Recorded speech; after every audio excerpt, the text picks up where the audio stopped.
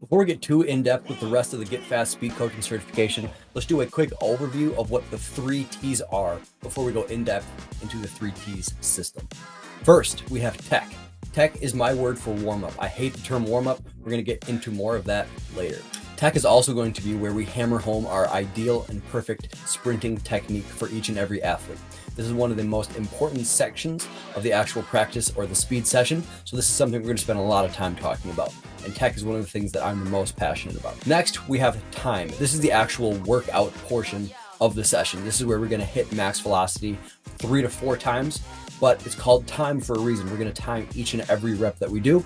This is going to allow us to do a couple things. One, it's going to allow us to know if our athletes are primed and ready to compete for the rest of that practice session.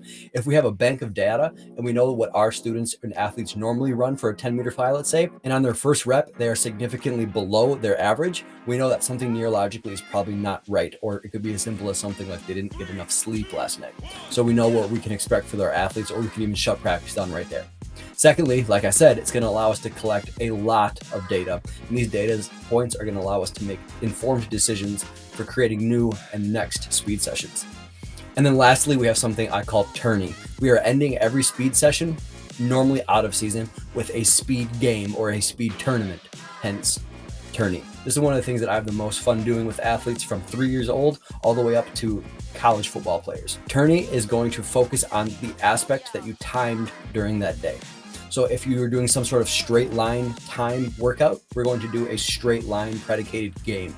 Whereas if we were doing some sort of change of direction or agility, which are different, during time, we're going to play a game that allows us to work on those in an authentic environment.